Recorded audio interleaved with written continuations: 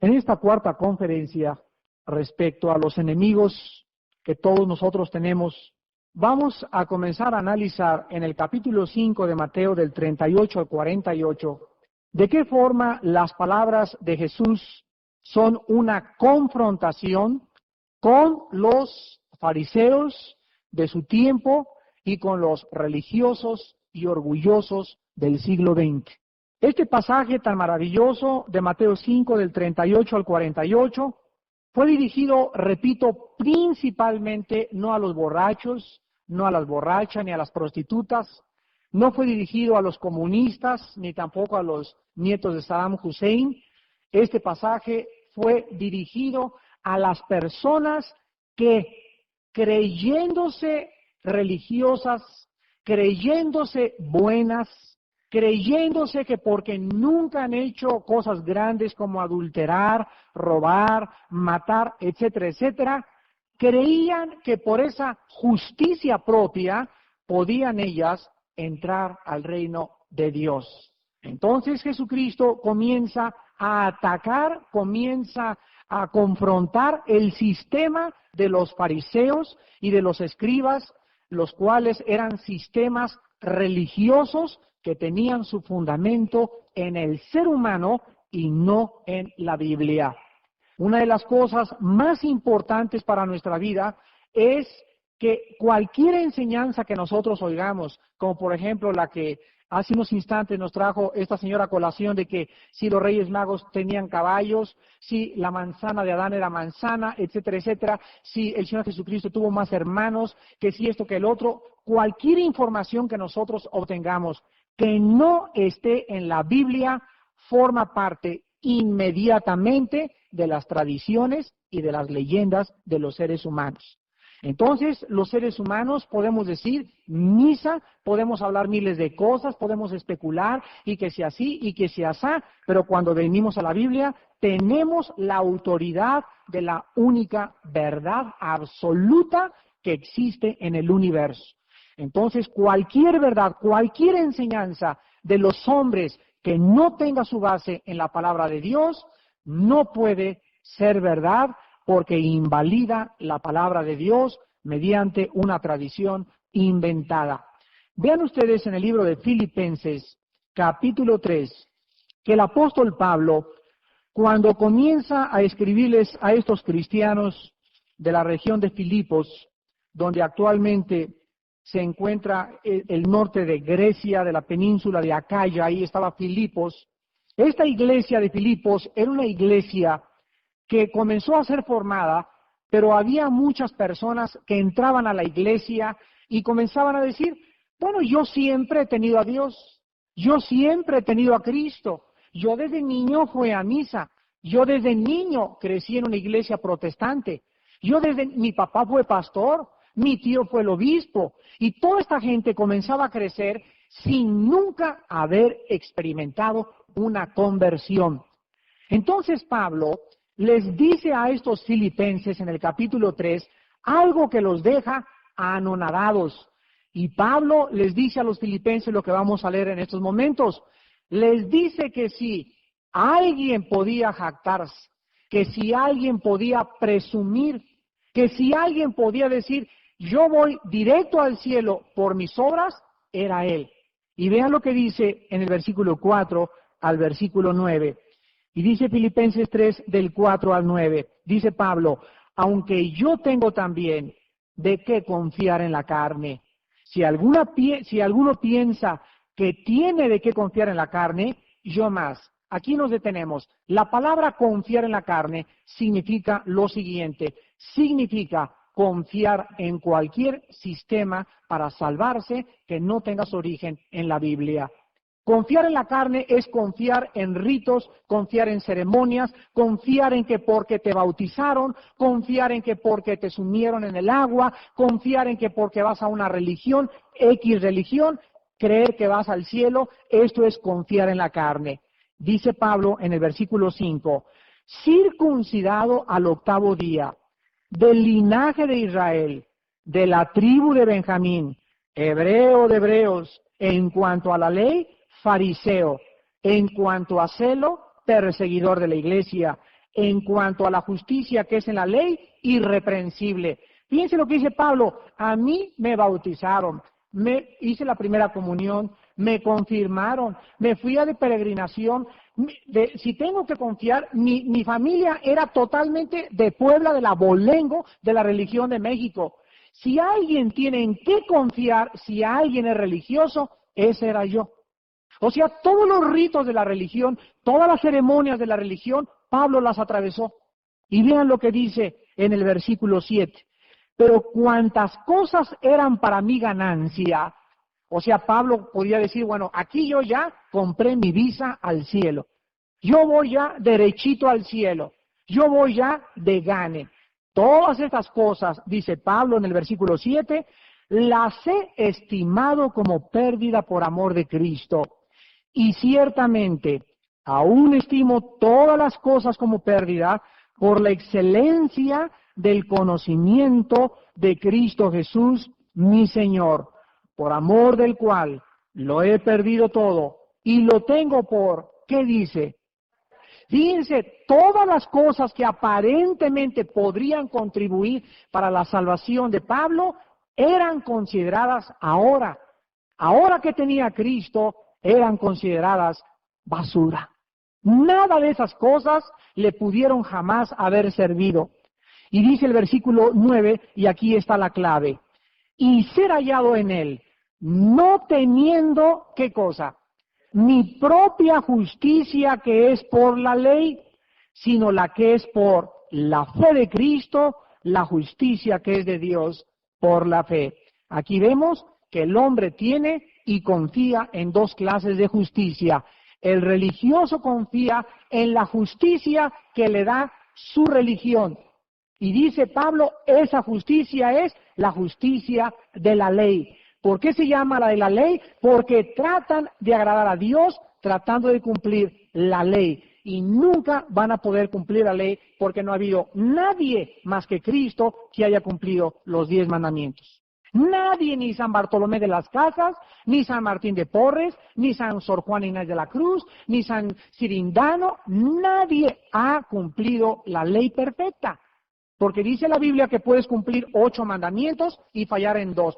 Puedes cumplir 9 y fallar en 1. Y dice Santiago capítulo 2 que el que falla 1 se hace culpable de los 10. Dios demanda que sea cumplida su ley de una forma perfecta. Esto es imposible. Y como es imposible, para eso Dios mandó al Salvador. Y cuando una persona recibe a Jesucristo, entonces Dios nos lleva a la cruz y nos dice, mira, tú has fracasado, has tratado de portarte bien, has tratado de hacer esto y caes en el pecado y sigues cayendo en el pecado. Entonces dice la Biblia, vamos al Monte Calvario.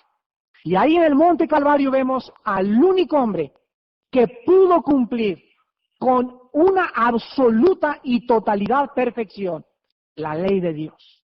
Jesucristo es el único ser que jamás se halló en su boca engaño.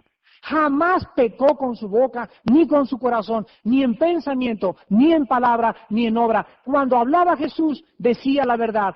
Tan decía la verdad que no se han fijado, que no aparece en la Biblia. Nunca una vez que Cristo haya tenido que pedir perdón por lo que haya dicho a la gente. Jesús no les decía, oigan, perdónenme por lo que les dije ayer, ¿eh? No, porque lo que les dijo fue verdad.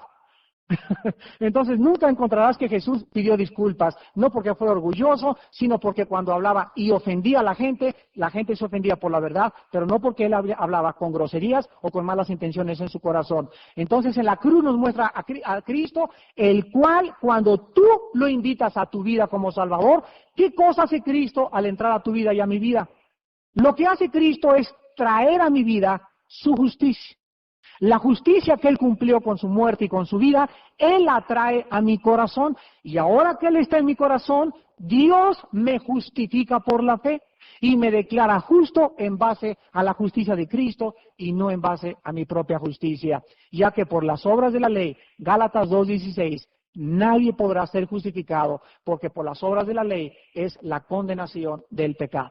Entonces, cualquier persona en esta noche o que nos escuche, que trate y crea que puede portarse bien y cumplir y hacer estas cosas para ser aceptado por Dios, se encontrará que lo único que está haciendo es seguir el camino de los fariseos. Entonces, cuando Cristo vino al mundo, los fariseos cumplían la ley, estaban bautizados, circuncidados, iban a sus religiones, y Cristo les dice, oísteis que fue dicho, aborrecerás a tu enemigo, ojo por ojo, diente por diente, mas yo os digo, amad a vuestros enemigos, bendecid a los que os ultrajan, orad por los que os persiguen, para que seáis hijos de vuestro Padre que está en los cielos. Cristo comienza entonces a penetrar en el mundo de las actitudes internas y a comenzar a revelar que las cosas externas del ser humano delante de Dios no tienen ningún significado.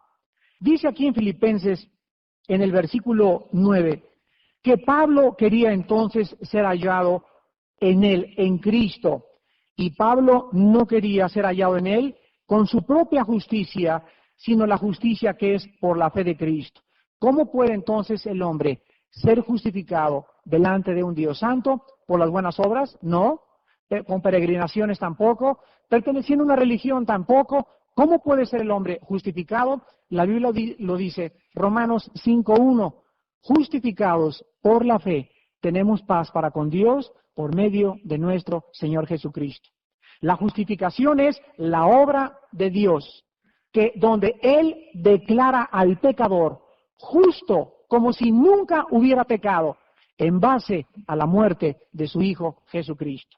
Ahora veamos Mateo capítulo 5, donde el Señor Jesucristo, antes de decirles a los fariseos el pasaje que estamos estudiando de capítulo 5, el 38 al 48, anteriormente en el capítulo 5 de San Mateo, el Señor Jesucristo delinea la norma de Dios en las famosas bienaventuranzas. Dice el capítulo 5 de San Mateo, viendo la multitud, subió al monte y sentándose vinieron a él sus discípulos.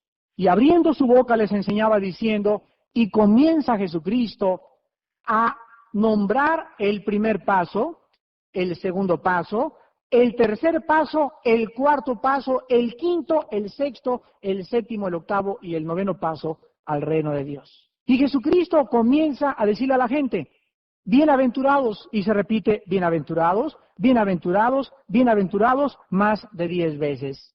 ¿Qué significa la palabra bienaventurados? Es la palabra griega makarios, y significa dichosos y felices. Cristo sabía que la gente estaba creyendo que si tenían dinero, que si tenían trabajo, que si eran religiosos, que si tenían mujeres, que si tenían alcohol, que si podían robar, eran felices. Y Cristo dice, esta es la forma en que ustedes creen que se puede ser dichosos.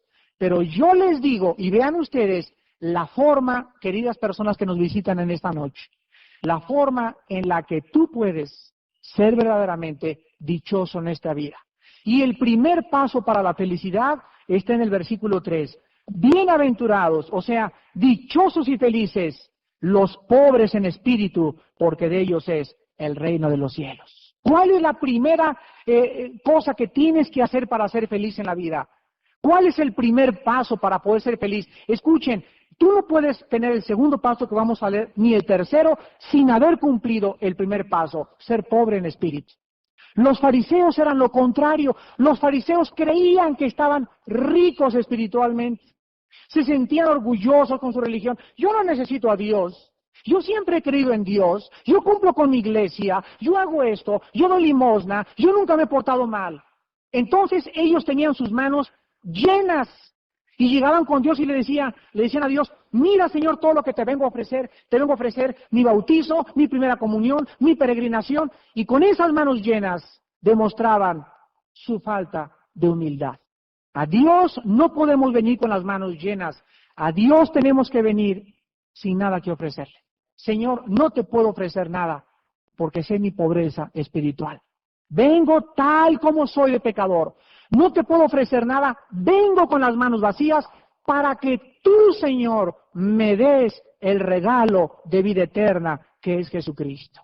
Entonces, si tú vienes a Dios tratando de ofrecerle algo, Dios te va a rechazar. Pero si tú te reconoces en esta noche como estás vacío y pobre y desamparado, y aunque tengas muchas cosas, internamente eres una pobre persona, miserable, desnuda y vacía, entonces Dios te dice, estás en el primer paso para ser feliz. Porque lo opuesto a la pobreza espiritual es el orgullo espiritual. Esa gente orgullosa que se cree y pisotea los derechos de todos y que porque tienen dinero, porque tienen ojos azules o porque tienen coche, porque tienen casa o porque tienen aquello, porque tienen esto, comienzan a ver a los demás como sus súbditos. Como ve Hussein a todos los demás del mundo ahorita, en ese momento estás en lo opuesto a ser feliz. Esas personas son inmensamente miserables, desgraciadas, infelices y vacías con Dios. A continuación Jesucristo dice, cuando una persona ha reconocido que es pobre en espíritu, viene el segundo paso. Bienaventurados, dichosas y felices los que lloran, porque ellos recibirán consolación. Yo recuerdo antes de convertirme que me prometí a mí mismo, cuando tenía yo 15 años, me prometí no llorar. Porque siempre me dijeron, los hombres no lloran.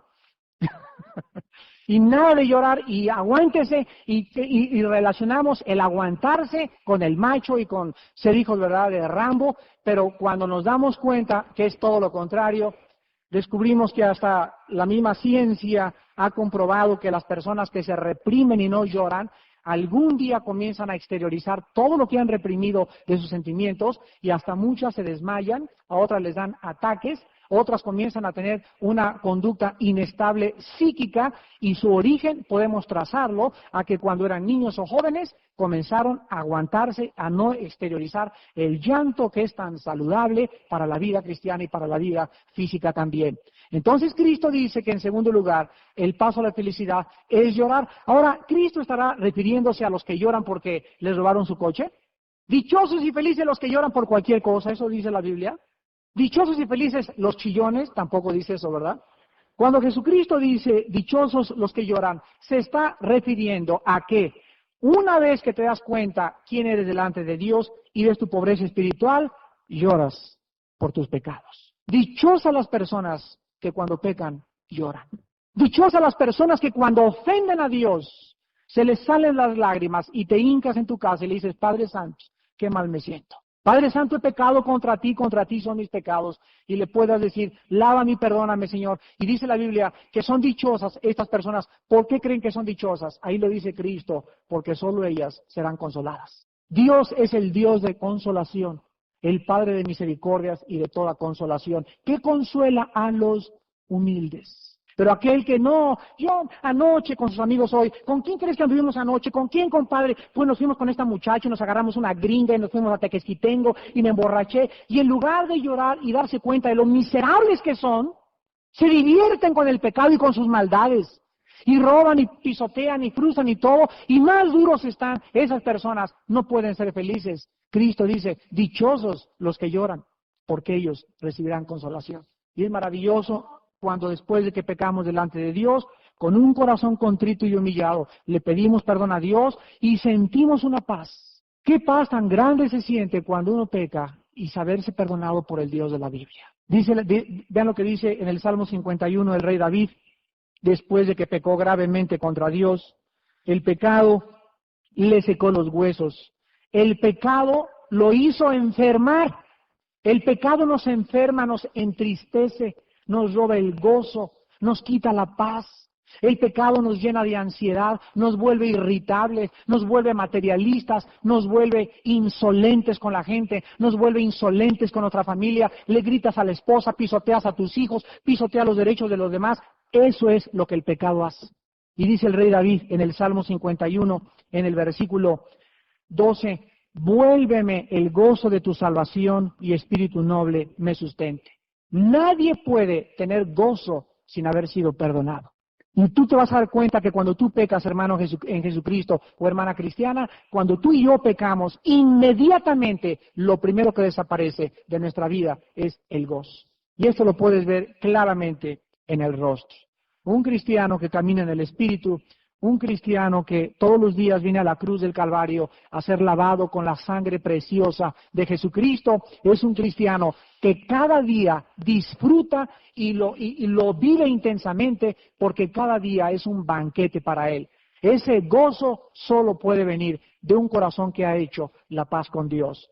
Y así Jesucristo, regresamos a Mateo, ya no quiero seguir leyéndoles más para no detenernos en las bienaventuranzas, pero Jesucristo comienza a delinear entonces la norma de Dios. Dichosos y felices los pobres en espíritu, felices los que lloran, felices los mansos, felices los que tienen hambre y sed de justicia, felices los misericordiosos, felices los de limpio corazón, felices los pacificadores, felices los que padecen persecución, etcétera, etcétera. Y los fariseos comienzan a oír a Cristo, y cuando comienzan a oír que dice, felices los que lloran, dicen los fariseos, pero esto es totalmente improcedente. ¿Cómo puede ser una persona feliz la que llora? Todo lo contrario, el que es feliz es el que no llora. ¿Cómo puede una persona ser feliz cuando la persiguen? Y Cristo dice que somos felices cuando nos persiguen. ¿Cómo puede una persona ser mansa y ser feliz si la vida dice, tú sé macho y no te dejes, compadre? No te dejes, chuchita, si tu esposo te da un sartenazo, dale tú también y quémale los frijoles. No seas mansa ni seas mensa tampoco. Pero la norma de Dios es diferente a la norma humana. Porque mis pensamientos, dice el Señor, no son vuestros pensamientos, ni mis caminos son vuestros caminos. Cristo en Mateo 5, del 1 al 11, delinea la norma de Dios. Y entonces, en el capítulo 5 del versículo 21, después comienza a comparar, una vez que da la norma de Dios con las bienaventuranzas, Cristo comienza a comparar el camino de la felicidad con el camino de la infelicidad de los religiosos. Y les dice en el versículo 21, oísteis que fue dicho a los antiguos, no matarás, y cualquiera que matare será culpable de juicio. Pero yo os digo que cualquiera que se enoje contra su hermano será culpable de juicio, y cualquiera que diga necio a su hermano será culpable ante el concilio, y cualquiera que le diga fatuo quedará expuesto al infierno de fuego. Luego más adelante Cristo dice en el versículo 27, oísteis que fue dicho, no cometerás adulterio. Pero yo os digo que cualquiera que mira a una mujer para codiciarla, ya adulteró con ella en su corazón. Entonces Cristo comienza a decirles, ustedes tienen una norma, un parámetro, las cosas externas. Y hay muchos de ustedes, les dice Cristo a los fariseos, que están el domingo en misa y toman la comunión y el martes se van con su amante. El miércoles se van con otra, el jueves roban en su oficina y el domingo están otra vez en la iglesia.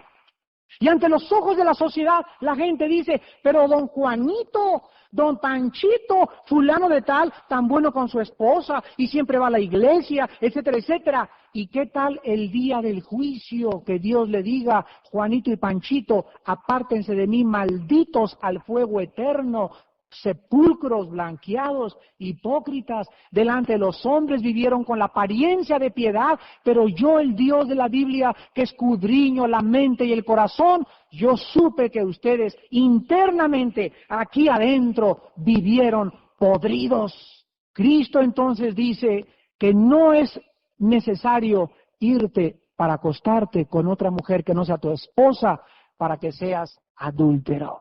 ¿Cuánta gente delante de la gente? Yo no me he ido con nadie ni con mi esposa, pero cuántas revistas pornográficas, cuántos videos pornográficos, cuántas mujeres en la playa y en la calle se las comen con los ojos, la desean con el corazón, y aunque no la toques ni te vayas con ella físicamente, ahí en tu corazón eres un adúltero. ¿Cuántos de ustedes no han matado a nadie? Y dicen, no, los que están en el reclusorio, ahí sí están los malos, los asesinos, los parranderos. Yo nunca he hecho nada, no soy ni marihuana, no soy ni adúltera, etcétera, etcétera. Gracias, Señor, porque soy limpia delante de tus ojos. Y la Biblia dice que los que están allá son los que fueron agarrados. A lo mejor tú no has sido agarrado, por eso no estás en el reclusorio oriente. Muchos de ustedes no han adulterado, dice Cristo, porque a lo mejor no han tenido la oportunidad de adulterar.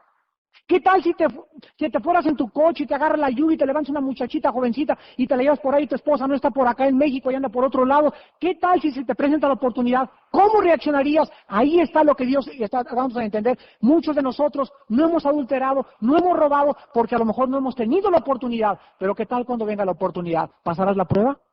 ¿Pasaré yo la prueba? Eso es lo que a Dios le interesa. La actitud de nuestro corazón, la santidad está aquí adentro, no afuera. Si aquí adentro dice Proverbios, sobre toda cosa, guarda tu corazón, porque de él mana la vida, si aquí guardamos dentro nuestra vida interior, si aquí adentro de nuestra vida somos santos, si aquí dentro de nuestra vida sacamos pensamientos y sacamos cualquier cosa que ofende a Dios, entonces cuando venga la tentación se estrellará porque dentro somos fuertes. Pero si aquí adentro somos débiles, no podremos tampoco detener la tentación, porque solo la fortaleza interior es la que nos da la fuerza exterior para vencer el pecado. Jesucristo, pues, denuncia a los fariseos y comienza a decirles, ustedes no están viendo más que las cosas externas como el odio, la amargura, etcétera, etcétera. Y Cristo dice, pero yo veo dentro de ustedes la sed de venganza. ¿De qué te sirve, dice Cristo en esta noche? Ir a misa, ir a la iglesia protestante o católica o mormona o ser testigo de Jehová. ¿De qué te sirve tener X religión si en tu corazón tienes 2 años que no perdonas a tu esposa? Tienes 3 años que no perdonas a un ex marido. Tienes 4 años que no perdonas a un cuñado tuyo. ¿De qué te sirve tu religión? Dice Dios, yo veo lo que está dentro de ti, la verdad, la sinceridad, el amor no fingido y el perdón. Por eso es que cuando venimos a Cristo, el amor entre nosotros, dice la Biblia, no sea fingido. Antes de ser cristianos, qué hipócritas éramos, ¿verdad? ¿Con cuánta gente? ¿Cómo estás, Juanita? Muy bien, pásale a la casa, etcétera, etcétera. Y se iba y comenzamos a tijeretear a la gente y a cuchillarla y nos las encontrábamos y nos llevábamos con ellas porque eran ricos o porque era mi patrón o porque, etcétera, etcétera, por conveniencia, por intereses. Y nada más, doña Panchita, que ya no va al club de su niña donde iba yo porque ya no tienen dinero, le dejé de hablar. Qué hipócrita amor, ¿verdad? Poder buscar a la gente por lo que tiene, porque van a nuestro mismo club y no porque son verdaderamente hijos e hijas de Dios. Cuando venimos a la Biblia, dice la Biblia que el amor entre ustedes sea no fingido, no de la boca para afuera, que cuando yo saludo a un hermano allá afuera y que le diga, ¿cómo está doña Juanita? ¿Cómo está doña Panchito? Que se lo diga con todo corazón, que de veras realmente yo ame a ese hermano y que esté dispuesto a sacrificarme por ese hermano. Hasta que no haya esa actitud en mi corazón, sigo siendo un hipócrita. Y esto es el mensaje de Jesús. El sistema de los judíos, solamente la religión trata con las cosas de afuera, el cristianismo trata con la gente que vive una vida santa interiormente. Ahora Dios, vean ustedes en Isaías capítulo 64, en el Antiguo Testamento, ya comenzaba a través de sus profetas denunciar Isaías 64, versículo 6. Ya comenzaban los profetas a revelar la condición del ser humano. Y vean ustedes el diagnóstico de Dios de acuerdo a Isaías 64:6. Desde luego que este diagnóstico es para la gente que no es cristiana. Cualquier persona en esta noche que no tenga la conversión en Cristo verdaderamente, no importa que seas católico, protestante, testigo de Jehová, mormón, o judío ortodoxo, o maometano, o musulmán, o sintoísta, o judío, no importa la religión que tengas, mira lo que dice Dios en Isaías 64:6. Si bien todos nosotros, vean la palabra todos, o sea, no hay excepción, somos como el clarasol, dice, no, dice lo opuesto, somos como suciedad. Ahorita va a pegar a alguien un grito. Yo, sí, tú, somos como suciedad y todas nuestras justicias, o sea, dice Dios, todo lo que ahorita me traigas, Señor, fui al asilo de ancianos, Señor, ayer regalé mi casa a los pobres, Señor, hice un convento para las monjitas, todo lo justo que tú creas que es justo, fíjate lo que dice Dios, no me echen la culpa a mí ni se peleen conmigo, lo dice la Biblia, es como trapo de inmundicia. Y todos nosotros caímos como la hoja y nuestras maldades nos llevaron como viento. Esta es la radiografía de Dios. Y a mucha gente no le gusta. Y yo entiendo por qué no te gusta. Por la misma razón de que si tú vas al médico y por afuera te sientes bien, ¿cómo salió, doctor? Muy mal. ¿Pero cómo, doctor? Mire mis dientes blancos, no, mis orejas sanas, mi pelo no se me cae y estoy fuerte. Señor González, usted tiene cáncer. Pero no es posible. Aquí está, la radiografía no inventa. Por afuera usted creyó que estaba bien, pero los rayos X han penetrado por toda su carne y han llegado a lo más íntimo, lo que nadie puede ver. Y los rayos X dicen, señor González, usted tiene cáncer. Así Dios penetra lo más profundo de nosotros y nos dice, ustedes están enfermos espiritualmente, necesitan un Salvador. Y tú le dices al doctor, pero doctor, ¿me puedo poner curitas? Ponte curitas, échate alcohol, mertiolate, lávate con lejía, con clarasol, con pinesol. El cáncer no se te puede ser curado. El cáncer tiene que ser extirpado y sacado del organismo. Y así nos dice la Biblia, ustedes están cancerosos, vivimos en pecado, y ponte una religión, y ponte protestante, ponte católico, ponte lo que quieras. Ninguna religión te extirpa el pecado, solo la sangre de Cristo. Y este es el mensaje de la Biblia, que para esto Dios envió al Salvador, para que nosotros pudiéramos ser lavados, limpiados, santificados y justificados por medio de Jesús y por el Espíritu de nuestro Dios. Y para acabar, vemos nosotros, al confrontar Cristo a los orgullosos, de qué forma en Mateo 5 del 38 al 48, al 42, vamos a leerlo. Mucha gente podría decir lo que yo dije y lo que muchos dicen en esta noche, ¿qué acaso Cristo quiere que todo el mundo me use de trapeador? Escuchen estas palabras sin ser cristianos. Oísteis que fue dicho ojo por ojo, diente por diente, pero yo os digo, no resistáis al que es malo. Antes a cualquiera que te hiera en la mejilla derecha, vuélvele también la otra. A ver, ¿quién hace esto? Es más, cuando yo oí estas palabras por primera vez en mi vida, antes de ser cristiano, me enojé contra la Biblia. Y yo dije, esto es una locura. A mí esto es para los mensos, no para los mansos, para los tontos, para la gente que se quiere dejar, porque en esta vida solamente los que se defienden y hacen valer sus derechos son los que pueden. Como dice, el que no tranza, no avanza. Este es el parámetro del mundo. Y cuando yo esto dije, no, conclusión, nunca seré cristiano. Así dije yo, entonces me endurecí. Y me hablan de la ley, y nada más oía la Biblia y yo decía, no, si yo soy cristiano, tengo que voltear a otra mejilla, y eso nunca lo voy a hacer. No quiero nunca que la gente me use de trapeador. No es verdad, es que estamos oyendo un reto y un desafío que no es posible responder a él en el poder humano. Necesitamos una fuerza sobrenatural, de eso se trató la clase pasada, el jueves pasado, y para eso necesitamos que entre el Espíritu Santo a mi vida y Él comience a matar, ¿qué cosa? Mi yo, mi ego, y comience poco a poco a dejar que viva Jesucristo y poco a poco a vivir menos yo. Y en la medida que Cristo vive mi vida, es en la medida que descubriré la felicidad. El camino de la grandeza se encuentra en la muerte a nuestros derechos y en ceder nuestros derechos al Hijo de Dios. Entonces, ningún sistema religioso podrá jamás tratar de poder cambiar la naturaleza pecaminosa, y por esta razón Jesucristo, quiero acabar con esto, contó una historia. Y les dijo a los discípulos, una señora llegó a la iglesia y pasó hasta el frente y dijo, gracias Señor, porque no soy borracha, ni marihuana, ni hermana de Caro Quintero, ni parrandera, ni nada. Gracias Señor, gracias, gracias. Y dice Cristo que también llegó otra señora que ni siquiera se atrevió a pasar hasta el frente, sino que hasta atrás de la iglesia se golpeaba el pecho y decía, Señor, sé propicio a mi pecadora. Cristo les preguntó a sus discípulos que quién creían ellos que delante de Dios había sido justificado. Y la misma pregunta les hace la Biblia a muchos de ustedes en esta noche. Con esta historia ustedes aprenden lo que hemos hasta este momento explicado. No se necesita ser muy inteligente para contestar. La señora que reconoció su pecado delante de Dios. Porque Cristo no vino por los sanos, vino por los enfermos. No vino para aquellos que dicen, no tengo necesidad de médico.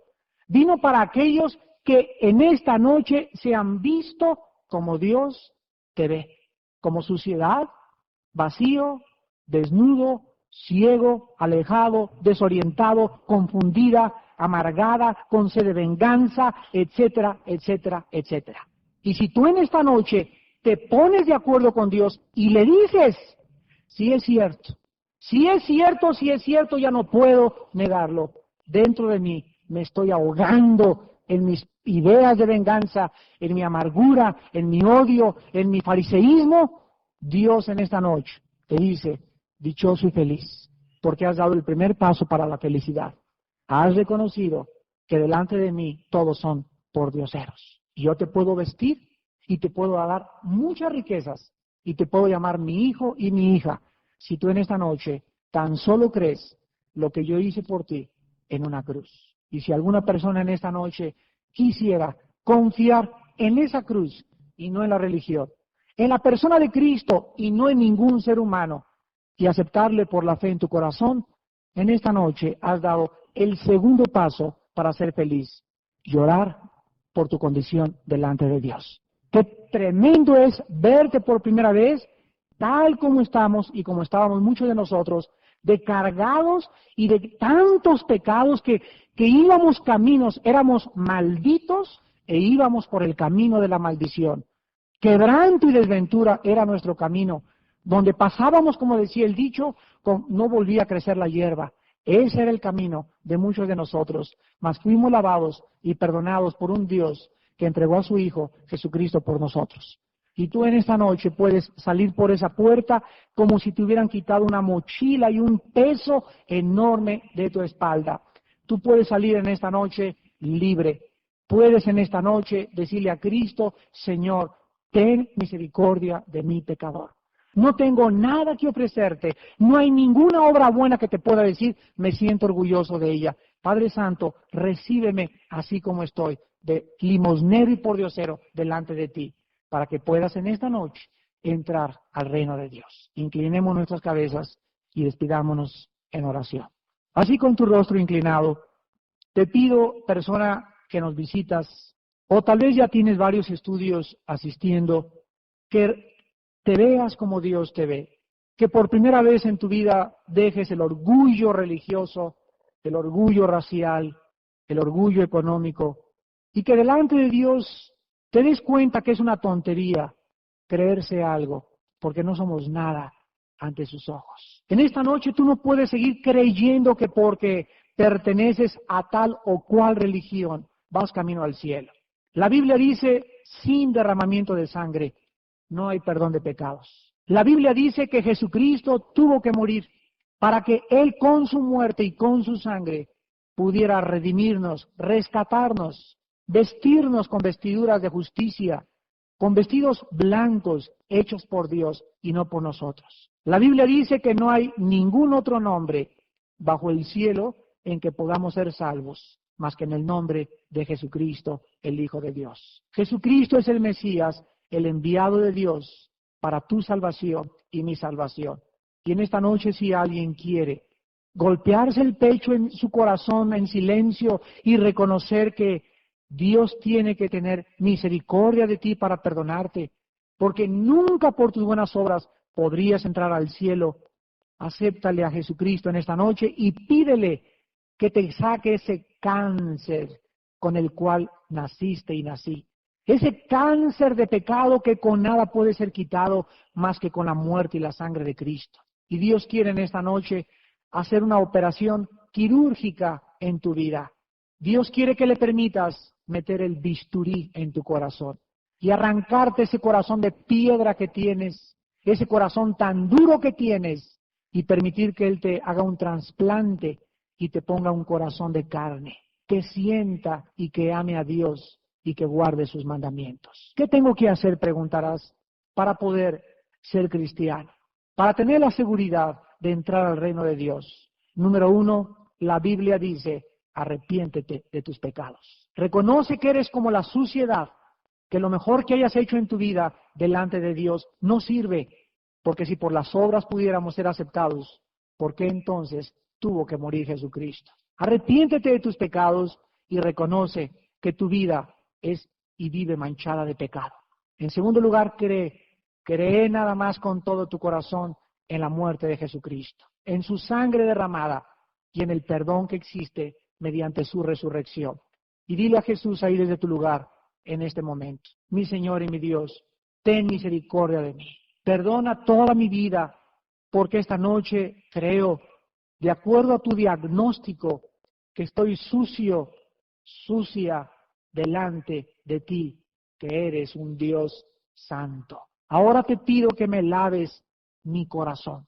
Te pido, Señor, que perdones mis pecados en base a la muerte de tu Hijo Jesucristo. Te pido que en esta noche entres a mi corazón, Señor Jesús. Te recibo como mi Señor y mi Salvador. Y te pido que me ilumines y me muestres lo que es agradable delante de ti.